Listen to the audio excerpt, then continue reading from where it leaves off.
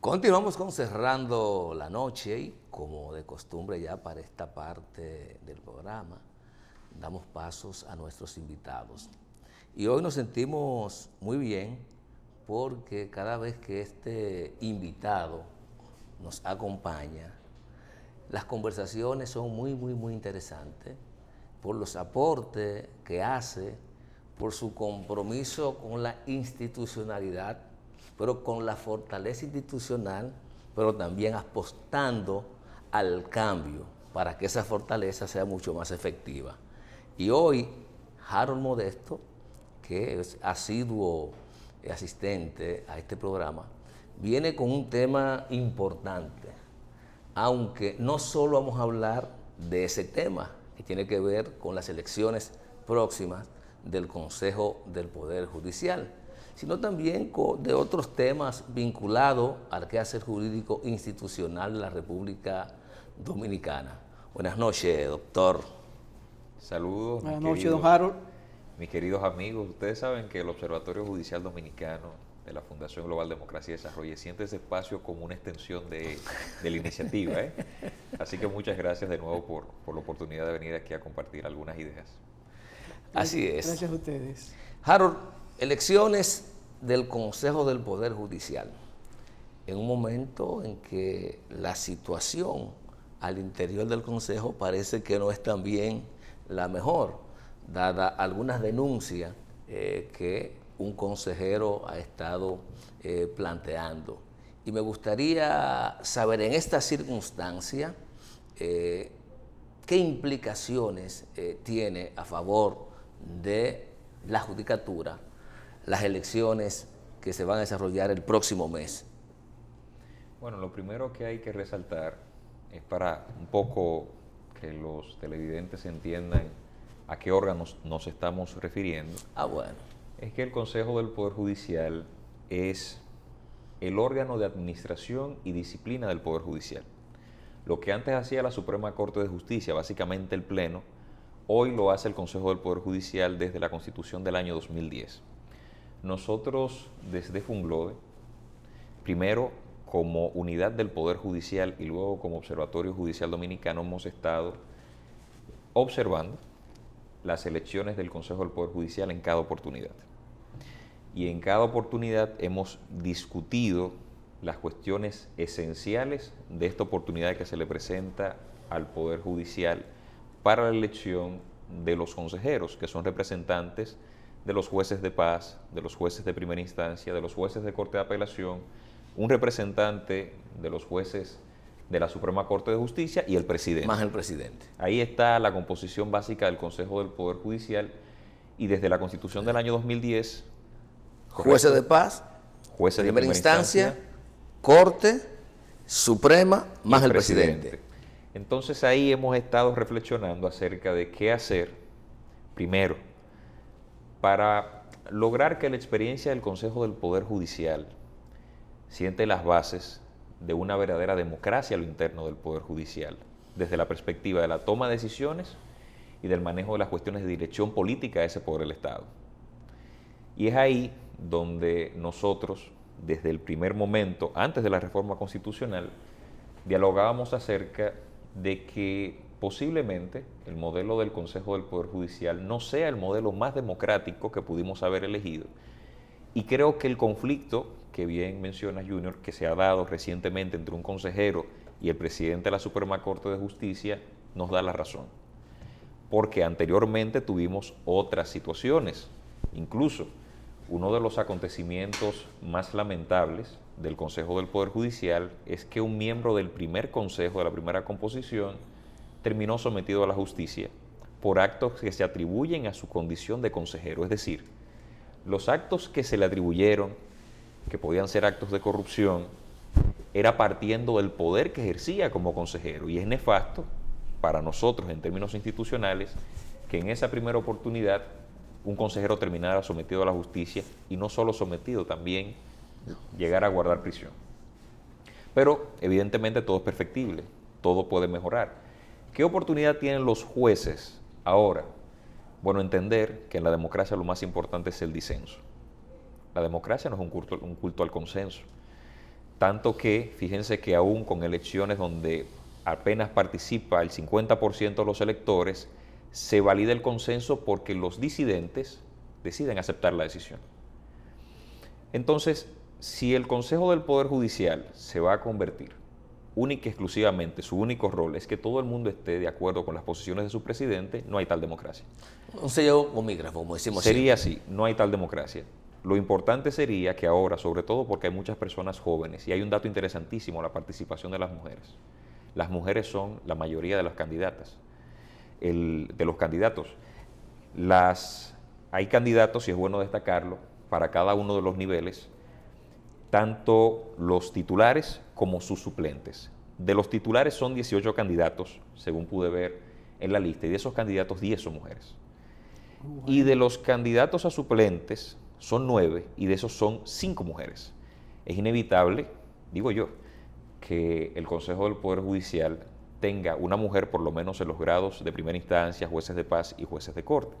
Debe ser así porque las mujeres también son mayoría en el Poder Judicial. Debe ser así. Ahora, ¿qué pasa con el Consejo del Poder Judicial? Y aquí viene el tema del modelo. El presidente de la Suprema Corte de Justicia no termina siendo consejero del Poder Judicial por elección de sus jueces homólogos. El juez de paz es un juez homólogo del presidente de la Suprema Corte de Justicia. El tema es la jerarquía. Claro. Pero el Poder Judicial no, aunque tiene una estructura piramidal para que funcione la administración de justicia, el Poder Judicial no se vale de jerarquías concretas de mando porque el juez es independiente de sus decisiones, al menos debe serlo.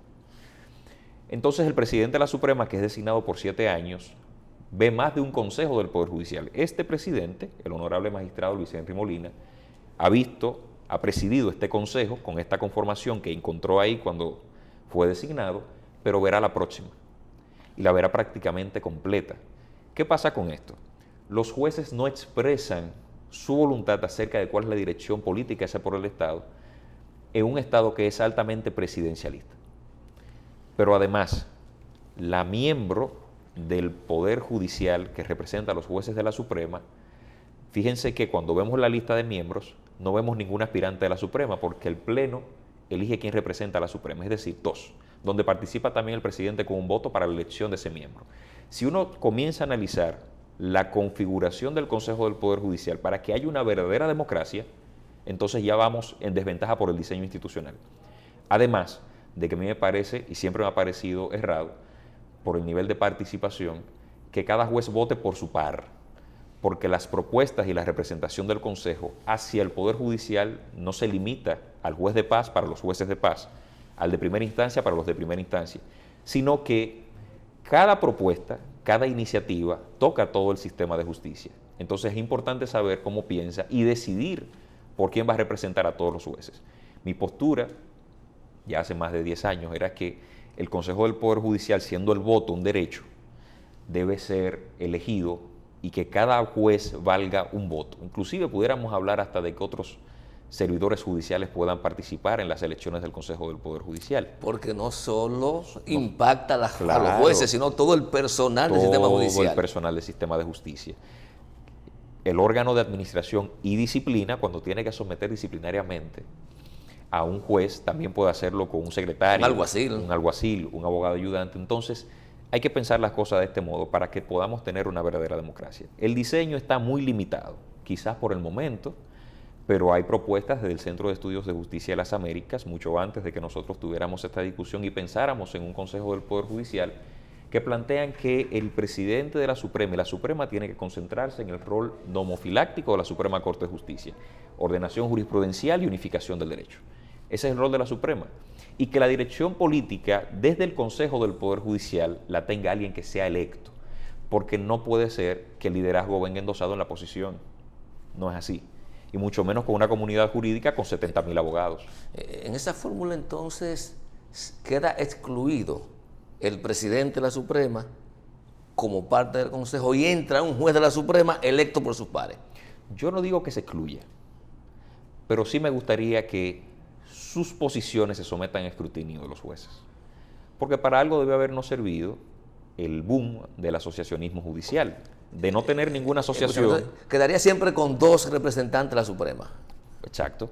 Entonces, perfectamente, si pudiéramos decir que el presidente se somete a escrutinio y hay otro representante de la Suprema como un representante del Pleno, entonces pudiéramos configurar alguna manera en la que los jueces voten por ese representante y que se decida quién. ¿Por qué tiene que ser el presidente de la Suprema si cualquiera de los jueces de la Suprema pudiera tener la presidencia del Consejo del Poder Judicial? Que es administración y disciplina ese poder del Estado. La Corte Suprema de Panamá es un modelo interesantísimo donde los presidentes de la Suprema se rotan 2 años y todo el mundo es presidente. Claro, quizás no es el mejor modelo, pero aquí ser presidente tiene un significado histórico, cultural, y evidentemente hay siempre una limitación. Ser jefe, en sentido general, en la República Dominicana, tiene ese peso. Hermano, tú lo ves hasta en las elecciones de la Junta de Vecinos. Correcto. Todo el mundo quiere ser presidente. Correcto, todo el mundo quiere ser presidente. Es más, las ligas deportivas, todo el mundo quiere ser presidente de la liga. Es así. Si nos damos la oportunidad de revisar el modelo, posiblemente los problemas de liderazgo que estamos teniendo al interno del Poder Judicial pudieran resolverse.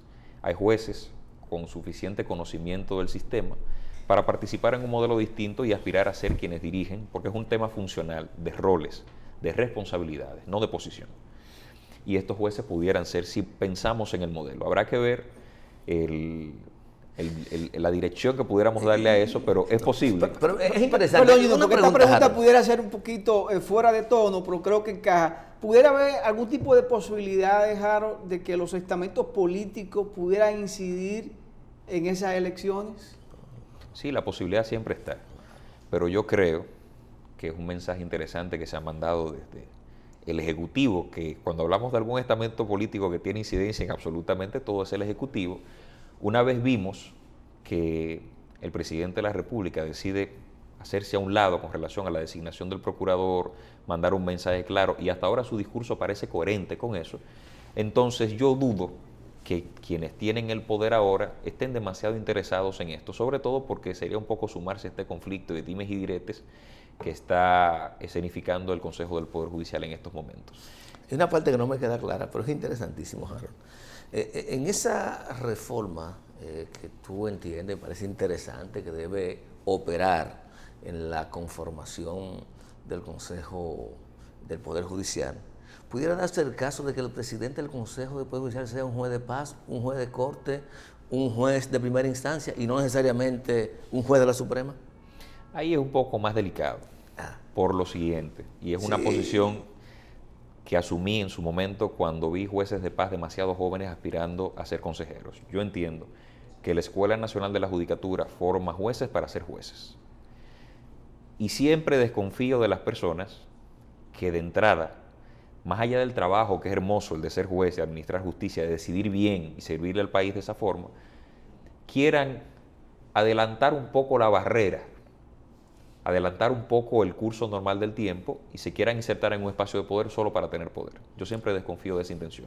Entonces, mi posición es que lo que va a determinar la idoneidad de quien presidiría el Consejo del Poder Judicial es la experiencia, compromiso y liderazgo. Y esas son cuestiones que dentro de unas elecciones, cada una de las personas que puede decidir tiene la posibilidad de verificar que eso es así. Bueno, es el mismo criterio que debería primar para la selección, por ejemplo, del presidente de la Suprema Corte de Justicia. Ahí tenemos un hándicap. Lo que me está planteando no se aplica para lo otro. Entonces, pero claro, creo que tienes toda la razón y lógicamente la aspiración es a que también en esta materia pues podamos contar con que la persona que presidan las altas cortes necesariamente sean personas de carrera. Yo digo necesariamente, no obligatoria, pero necesariamente que la carrera prime, porque para algo usted puede cultivar esa experiencia y ese liderazgo. Es como para que de buena primera me traigan a Giovanni, que nunca ha presidido ni un tribunal disciplinario de una junta de vecinos, a presidir la Suprema Corte de Justicia o a presidir el Tribunal Constitucional. Es una cuestión ética. La primera materia que me ofertó el hoy presidente de la Junta Central Electoral, que fue mi decano en la Universidad Católica Santo Domingo, fue Derecho Internacional Privado. Y evidentemente yo estaba dando fundamentos del derecho, podía ser una materia para yo explorar otras cosas. Le dije, mire, usted no tendrá algo público por ahí porque no es mi fuerte, no es a lo que yo me quiero dedicar, no es serio que yo vaya a tomar una materia solo por invertir tiempo en eso. Y eso pasa con las posiciones. Lo que pasa es que es más fácil resistirse a una materia en una universidad a un cargo de esa que a un cargo, es verdad. Con toda la prerrogativa que esto conlleva. Claro, pero el ciudadano debe estar en la posibilidad de resistirse, de identificar más o menos dónde le puede servir mejor al país. Yo creo que los cargos son un compromiso. O sea, los cargos, yo en estos tiempos, sobre todo con tanto escrutinio y que las personas inciden hasta en tu vida privada porque estás en una posición pública, yo dudo mucho de que un ciudadano consciente de esa responsabilidad pueda ir a otra cosa que no sea servir. Es verdad, vemos casos, situaciones que no son alentadoras, pero es como una contradicción porque al final se sufren. Las personas que van a esto, a los cargos públicos, terminan sufriendo las consecuencias de la mala decisión. Pero sobre todo, Harold, las personas que van a impartir justicia, no importa que sea justicia en un tribunal administrativo, que sea justicia electoral o que sea justicia constitucional o la justicia ordinaria, lo tiene que haber vocación, Claro. compromiso, que usted no vaya al puesto porque alguien lo recomendó, porque sabe que con su recomendación usted va a llegar ahí. ¿Y a qué va? Y por eso vemos la falla que tú dices, porque muchas veces no saben ni siquiera a qué van a los puestos. Y ojalá y nosotros, y aprovecho la cuña, fíjense señores lo que está pasando en Cámara de Cuentas. Claro. Eso es parte de ese problema también. Es parte. Porque se ponen a los amiguitos. Pero bueno, ese no es el tema en este momento. Sin embargo, hablando del Consejo del Poder Judicial, Harold, hace 3, 4, 5, 6 años había todo un movimiento a partir de la nueva Constitución de la organización y la sindicalización de los jueces, que me parece un ejercicio interesantísimo, que debían jugar también un rol importante al momento de que se convocan las elecciones para integrar el Consejo del Poder Judicial. No sé si estoy desconectado, pero ¿qué ha pasado con esos movimientos que yo le daba un valor importante? De hecho, creo que en más de una ocasión la magistrada Febrillé, Correcto. tuvimos la posibilidad en algunos programas de compartir con ella, pero siento que todas estas voces se han apagado. ¿Qué pasa con ese proceso de organización y asociación de los jueces? A los jueces le pasó lo mismo que le pasa a las juntas de vecinos en los condominios muy grandes. Un vecino entiende que hay demasiada gente que está de acuerdo con él y aunque hay una junta de vecinos decide crear una junta de vecinos aparte. Y surgieron como 3 asociaciones, Jueces por la Democracia, Asociación de Jueces. Sí, eran 3. Hay una asociación de jueces de paz, todo está muy bien. Pero con un poder del Estado, con tan pocos funcionarios judiciales de este nivel, 600, algunos 700 quizás, yo no veo necesario que haya tantas asociaciones, porque al final lo que tienen en común es mucho para poder dialogar de forma correcta. Entonces ahí yo percibo, pudiera estar equivocado, que hay un tema de que emerge en el Poder Judicial un liderazgo distinto al liderazgo del juez en audiencia. No es el liderazgo del juez en estrado, es el juez con visión de la sociedad, con una visión política de la sociedad, porque el Poder Judicial no se puede partidizar, pero es inevitable que se politice. Las decisiones judiciales son decisiones políticas siempre, por eso se emiten en nombre de la República.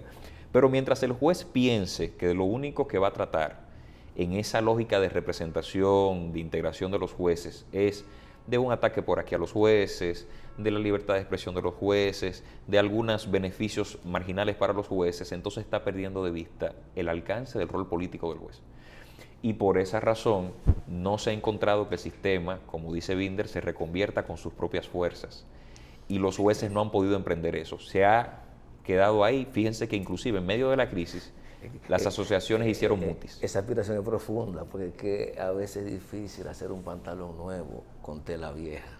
Pero hay que hacer el esfuerzo. Pero en los callejones sin salida surgen las revoluciones. Claro. Evidentemente hubo una crítica importante a las designaciones, por ejemplo, del procurador anterior y del hoy presidente de la Suprema Corte de Justicia, por razones muy básicas. Las trayectorias. Y eso creo que denota que la sociedad está consciente de qué juez prefiere y qué juez quiere. Sin embargo, antes de ir a la pausa, ahora que mencionas el tema de las designaciones que se cuestionaron, que también el Ministerio Público tiene Claro que sí. su asociación o asociación, no sé si hay Tiene varias.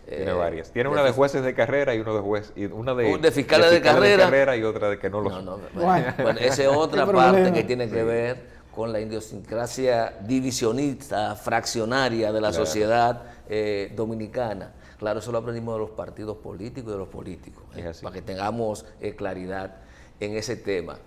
Y yo a veces me preguntaba, ¿cómo es posible que en una acción del sistema judicial o de esos jueces y de esos fiscales organizados, de cara a combinar a que el Ejecutivo y el Poder Legislativo cumpliera con la ley, hubo jueces que dictó contrario a la ley? Yo no entendí mucho el razonamiento, todavía hoy no lo entiendo, y yo digo, ¿qué está pasando entonces en nuestra sociedad? Y los propios jueces.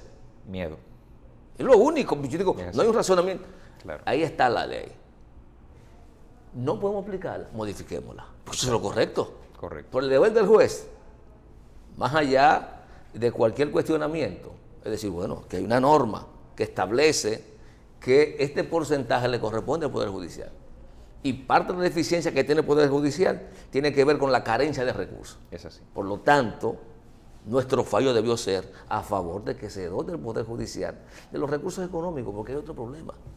Si el Estado no invierte el sector privado en sus jueces, Harold. Tú no estás de acuerdo conmigo, pero yo siempre lo he dicho. Y por eso tienen su justicia. Y apuestan a ella. Yo sé que hay tiempo de hacer una pausa. Vamos ahí, en breve continuamos con Cerrando la Noche.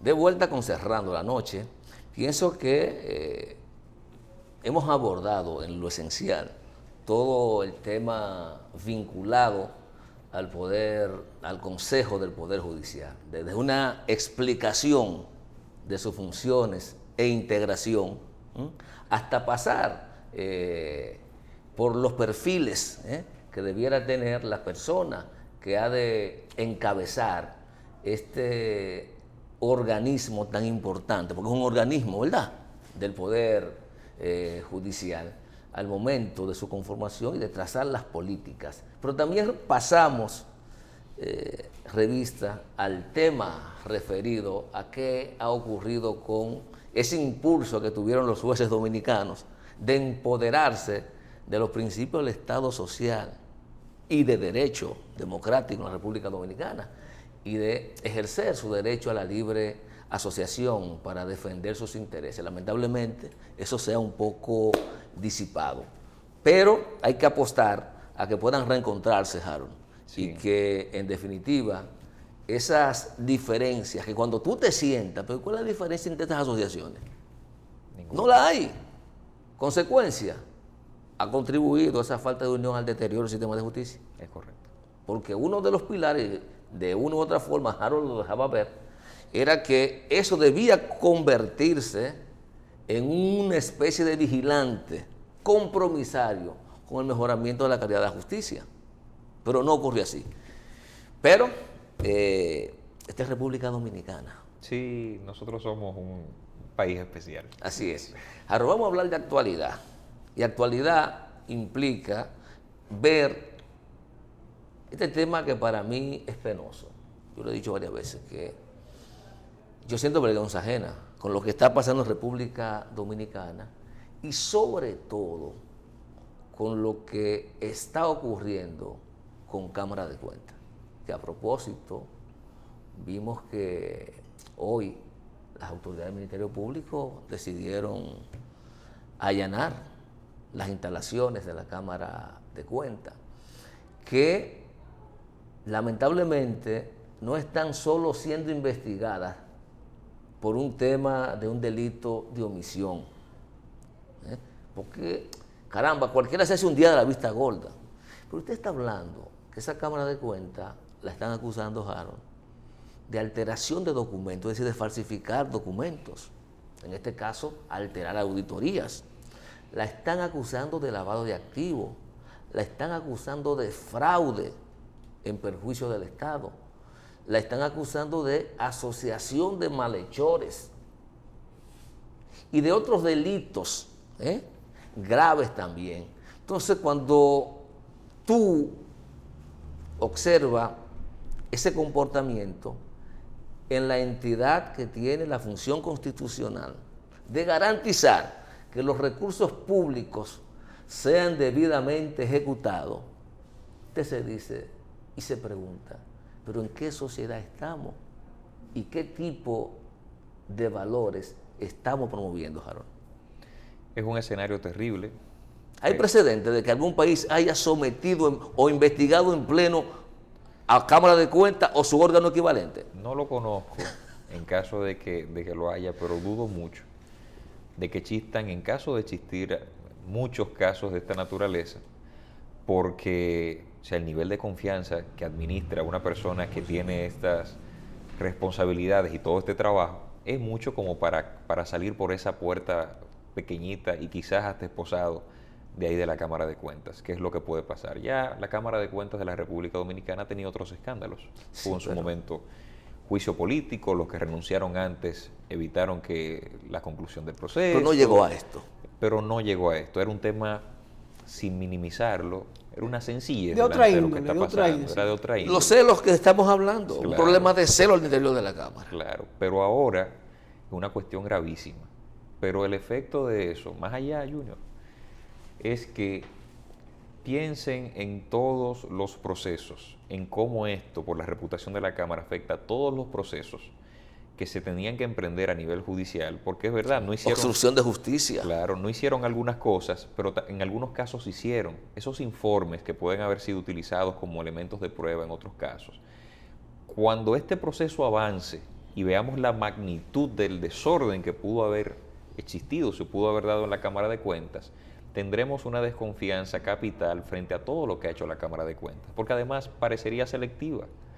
Y esa selectividad también implica que puede haber otras razones, lo que quiere decir que hay un impacto, el que carga pesado con este problema de la Cámara de Cuentas es el Ministerio Público, que ahora va a tener debilidades en los mismos procesos que podía emprender porque ya las auditorías ya no va a tener el presentadas. auxilio de la Cámara de Cuentas Claro. para poder sustentar un expediente X. Claro, y la próxima Cámara de Cuentas tiene una labor titánica, porque de entrada tiene que realizar una auditoría de esa gestión A su propia. para darse cuenta de dónde la profundidad del problema y luego empezar a trabajar, que va a ser, de nuevo, un tema de recursos importante. Entonces, el rol, creo que estamos en un momento idóneo para emprender una reforma en todo lo que tiene que ver con transparencia, fiscalización de patrimonio de funcionarios públicos, la auditoría forense, y que la Cámara de Cuentas sea un órgano mucho más poderoso de lo que es, para que no esté dependiendo siempre de los caprichos del poder.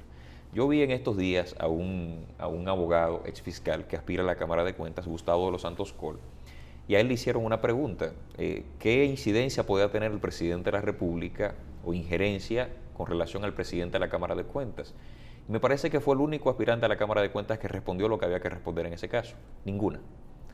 Es así, eso debe ser. Y por eso, ¿quién elige la Cámara de Cuentas? ¿Qué órgano le elige?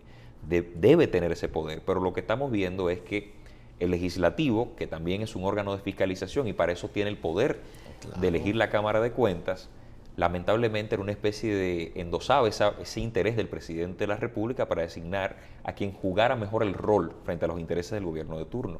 Ya eso no debe pasar. Y aquí el ejemplo de por qué.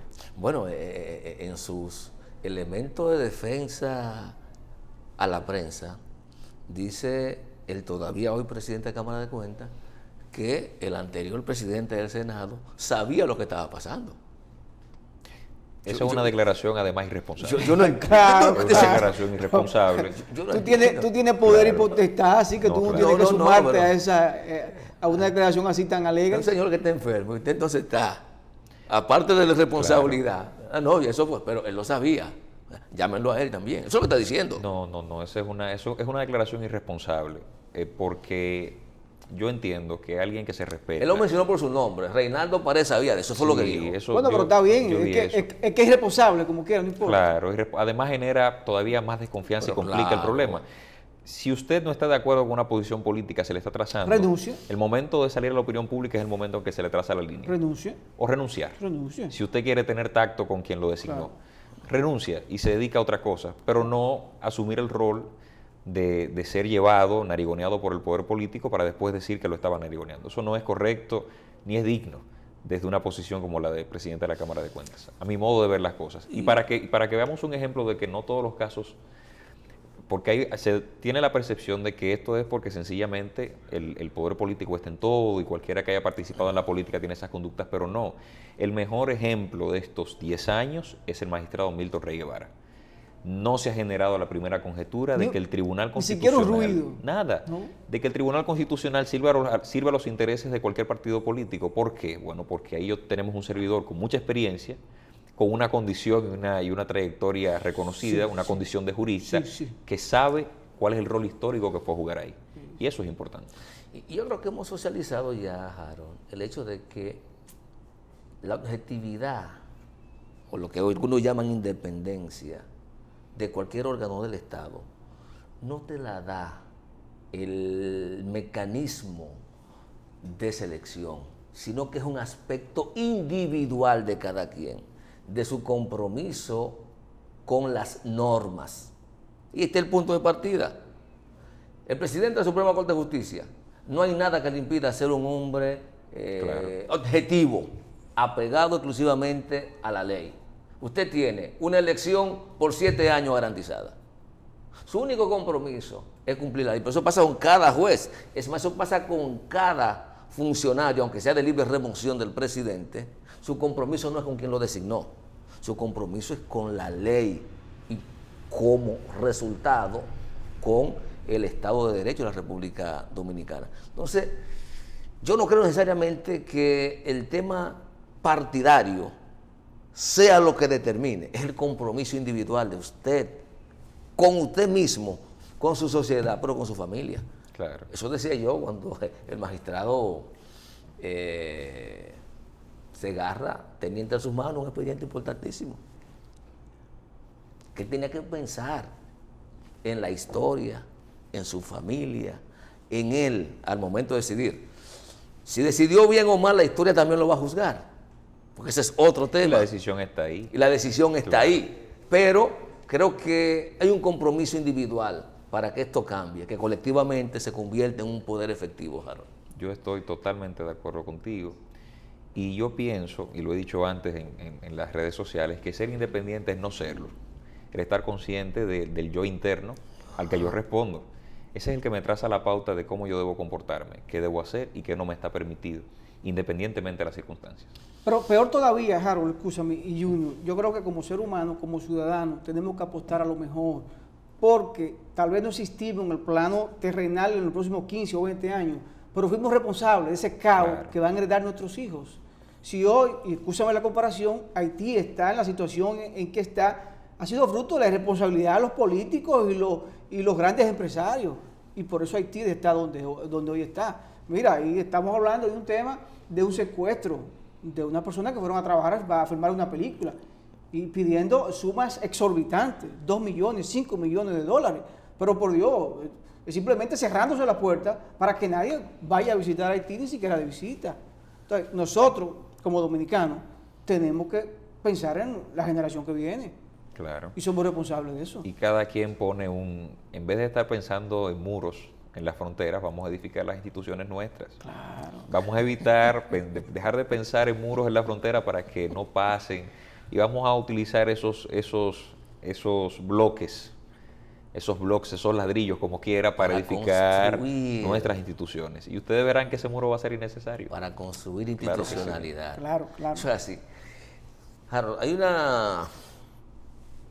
no es una consigna, o sí, yo he asumido una consigna, y John lo sabe, que yo he dicho que si República Dominicana no se aboca a construir la sociedad que queremos y merecemos, sin proponérnoslos, vamos a construir el infierno que no deseamos. Y te digo esto y lo reitero, porque quiero preguntarte, ¿se puede dar el lujo el Estado Dominicano y por qué no la sociedad?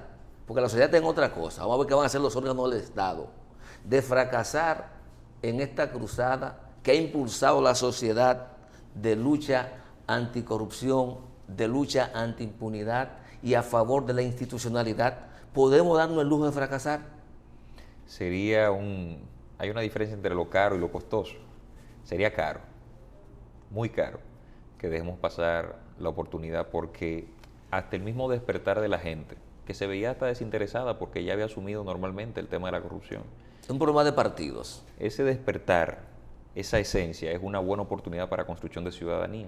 Si perdemos la oportunidad, vamos a despertar en un callejón sin salida, con una crisis que ya hemos vivido algunas en el país y esperamos no volver a vivirlas, que nos llevan al extremo de las situaciones, por un tema de incapacidad de liderazgo político, de entender lo que está pasando. Don Harold Modesto, gracias por haber estado con nosotros y con el público cerrando la noche. Gracias a ustedes, esta es mi casa. Gracias. Señores, conversamos con el licenciado Harold Modesto, que es director del Observatorio Judicial Dominicano, perteneciente a Funglode. Espero que pues, en los próximos días, cuando se elijan los miembros del Consejo del Poder Judicial, pues se haya elegido lo mejor y sobre todo que haya una buena representación de mujeres en él para que sea representada así la sociedad en sentido general. A ustedes gracias por la sintonía. Este espacio encabezado y liderado por Junior Espinosa y un servidor, Giovanni Almonte. Nos despedimos y hasta mañana.